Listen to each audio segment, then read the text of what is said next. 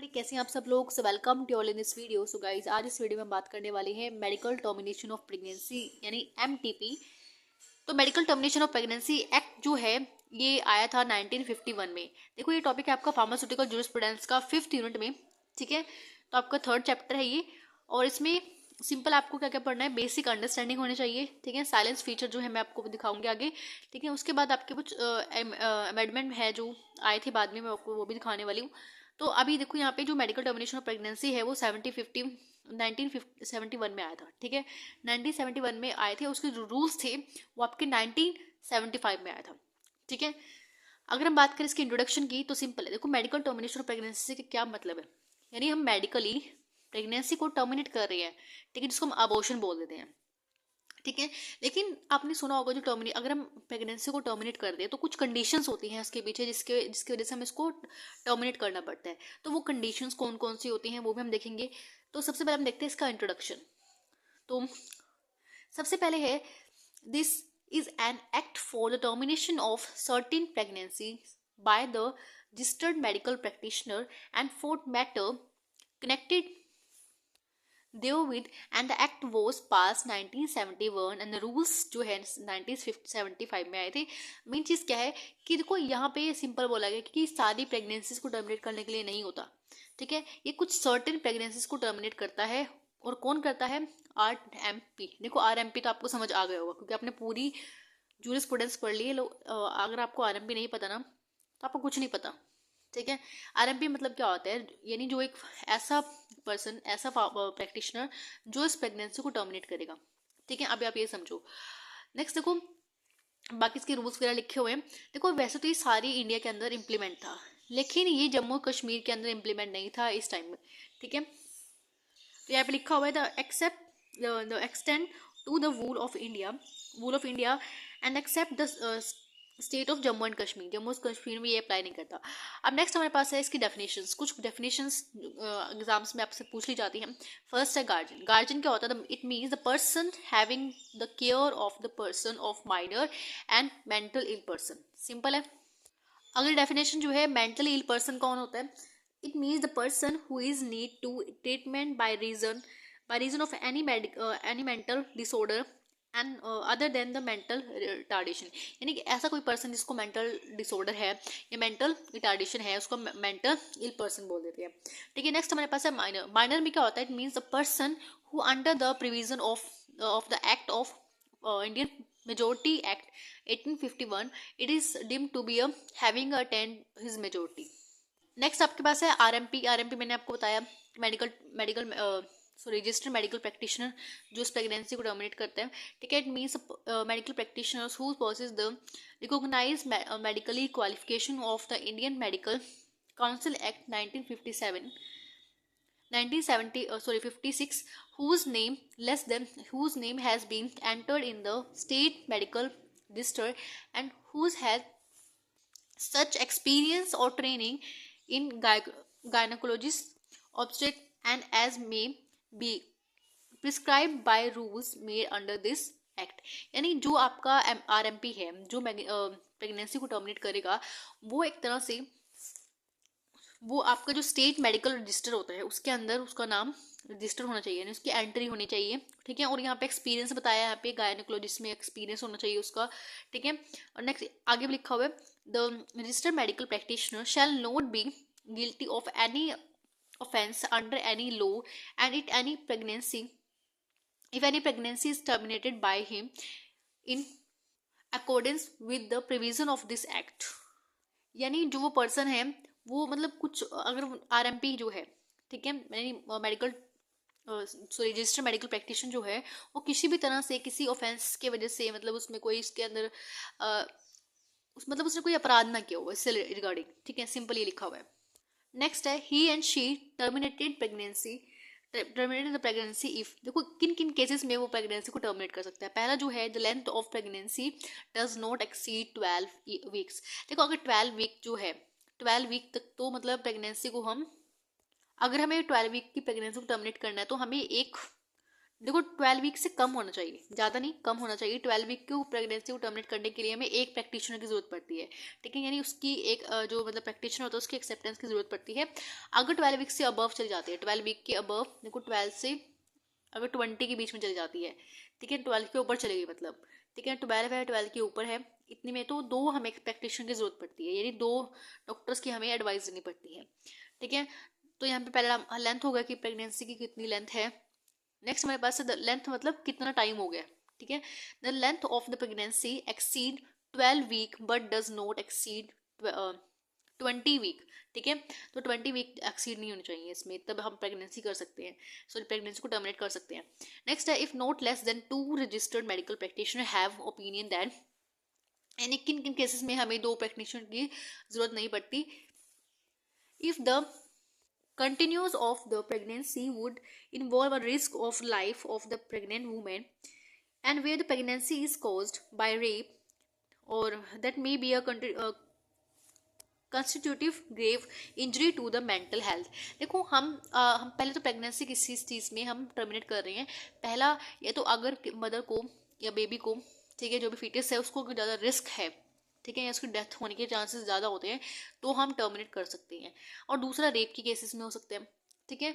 और देखो यहाँ पे नेक्स्ट लिखा हुआ अगर मेंटल हेल्थ खराब है, ठीक है, उस केस में भी हम कर सकते हैं। तो यहाँ पे लिखा हुआ injury to the mental health. Next है there is a substantial risk to the born child and it would suffer from such physical and mental abnormality as a seriously handicapped। देखो कई बार क्या होता है, आपको पता है फीटस बुरी तरह से हैंडीकैप होता है, जो उसके हाथ पैर नहीं होते हैं, मतलब कुछ भी लगा लो आप, ठीक है, तो किसी भी तरह से हैंडीकैप हो सकता है, तो उस केस में भी हम उसको हम टर्मिनेट कर सकते हैं। And where pregnancy occur due to the failure of any device मतलब जो हम कॉन्ट्रासेप्टिव डिवाइसेस इस्तेमाल करते हैं, ठीक है, अगर वो उस चीज़ का फेल हो जाता है, ठीक है, अगर वो काम नहीं कर पाती, ठीक है, मान लो अगर आपने यूज़ किया और वो फेल हो गया, मतलब ये तो कई बार जैसे कॉन्डम होता है, कॉन्डम कई बार फट जाता है, तो उससे भी हम अगर वो ऐसा कुछ हो गया तो भी हम यहाँ पे टर्मिनेट करा सकते हैं। तो use by any married women, लेकिन मैरिड वुमेन के लिए है ये, on her husband for the purpose of the limiting the number of children, यानी अगर किसी को मतलब चिल्ड्रन जो है ज़्यादा है किसी के पास, तो उसको मतलब रोकना है कि और चिल्ड्रन नहीं चाहिए, तो यहाँ पे लिमिटेड करने के लिए भी हम इसको टर्मिनेट कर सकते हैं। नेक्स्ट है no pregnancy of a women shall be terminated except with the consent in written of a guardian. देखो हम तब तक प्रेगनेंसी को टर्मिनेट नहीं कर सकते जब तक किसी गार्डियन का, जब तक यानी कि जैसे मान लो को जो वुमेन है जिसको टर्मिनेट कराना है प्रेगनेंसी, जब तक उसकी गार्डियन का हमारे पास कोई रिटर्न कंसेंट नहीं होगा तब तक हम प्रेगनेंसी को रिमूव नहीं कर सकते, टर्मिनेट नहीं कर सकते, ठीक है। तो पहले यहाँ पे लिखा हुआ है she has no attended the age of 18 years. देखो पहली बात देखो आपने एक रूल हो गया कि यहाँ पे जब तक हमारे पास कोई रिटर्न कंसर्न नहीं है गार्डियन का तब तक हम उसको टर्मिनेट नहीं कर रहे हैं, ठीक है। और यहाँ पे आप सेकंड पॉइंट करके लिख सकते हो कि जब तक जो वुमेन है जिसको हमें टर्मिनेट करना है, अगर वो 18 साल से कम है, अगर किसी रेप की वजह से वो प्रेग्नेंट हो गई है, तो वहाँ पे हम टर्मिनेट कर सकते हैं। And who have any attend the age of 18 years, लेकिन उसको जो मेंटल ऑफ इल पर्सन है, ठीक है, मेंटली इल पर्सन है, तो हम टर्मिनेट कर सकते हैं। नेक्स्ट है no pregnancy shall be terminated except with the consent of the pregnant women. देखो कुछ प्रेगनेंसी ऐसी भी होती है। नेक्स्ट हमारे पास है the termination of pregnancy shall be made only that, यानी किन किन लोकेशंस पे हम प्रेगनेंसी को टर्मिनेट कर रहे हैं। देखो सबसे पहले तो ऐसी हॉस्पिटल जो गवर्नमेंट ने इस्टेब्लिश किए हों या गवर्नमेंट के अकॉर्डिंग मेंटेन हुए हों, ठीक है, गवर्नमेंट उनको मेंटेन कर रही है, तो उन हॉस्पिटल्स में हम मेडिकल टर्मिनेशन ऑफ प्रेगनेंसी कर सकते हैं। और ऐसे कुछ पहला हमारा ये हो गया। और दूसरा क्या होता है, गवर्नमेंट के थ्रू परमिशन मिली हो उनको, कई हॉस्पिटल ऐसे होते हैं जो गवर्नमेंट के थ्रू परमिशन उनको मिली होती है कि आप मेडिकल टर्मिनेशन ऑफ प्रेगनेंसी कर सकते हो। यहाँ पे लिखा हुआ है a place for a time being approved for the purpose of this act by government and district level committee constituted by the government with the chief medical officers and district health officers as the chairperson of the sad committee, ठीक है। अगर उसने permission दी हुई है, ऐसे मतलब लोगों ने परमिशन दी है, ऑफिसर्स ने परमिशन दी हुई है, तो वहाँ पे हम मेडिकल टर्मिनेशन प्रेगनेंसी कर सकते हैं उस हॉस्पिटल के अंदर, ठीक है।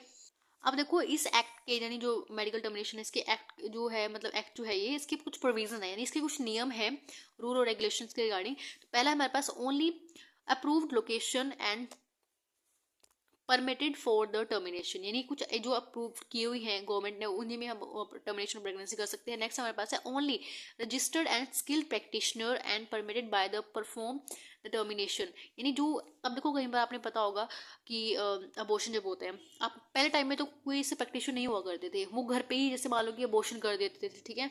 तो कई बार रेप आपने देखा होगा, क्राइम पेट्रोल में भी आपने देखा होगा कि कैसे कैसे करते थे, केसेस में क्या होता था, ठीक है। तो किसी भी बाहर के इंसान को बुला के, ठीक है, जैसे उनको ना आई थिंक दाई बोलते हैं, अगर आपने भी सुना होगा दाई के बारे में। तो दाई सब कुछ करते थे उस टाइम पे कि मतलब प्रेगनेंसी अगर करानी तो वो भी उनसे करानी है, या मतलब अगर कोई अबॉर्शन करना तो वो भी उनसे कराना है।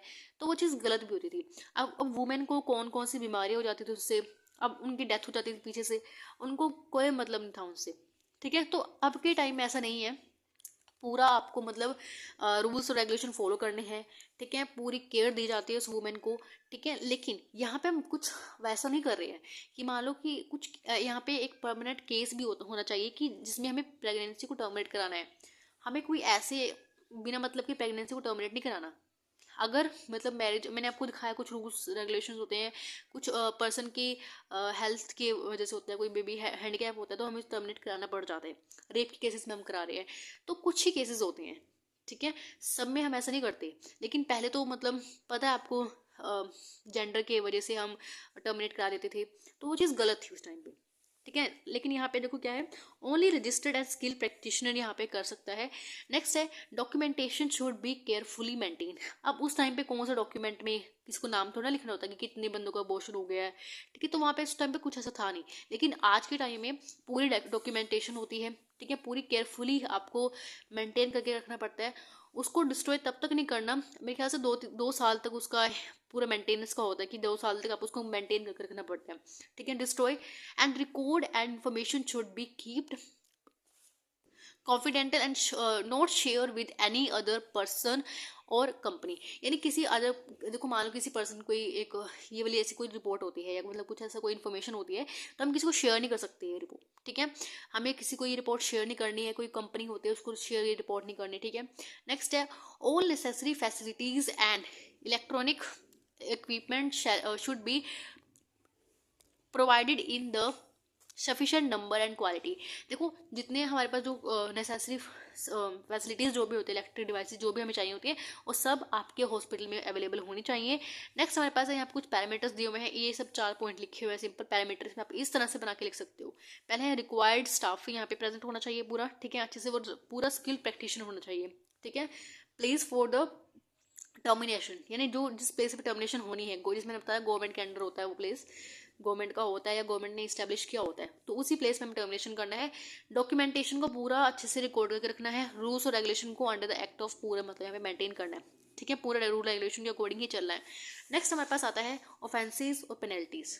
देखो ऑफेंसेस और पेनल्टीज में सिंपल है, any person who will full commit the act of the violence of the regulation first for the fine of this around 100,000 मतलब रुपीज़ होगा।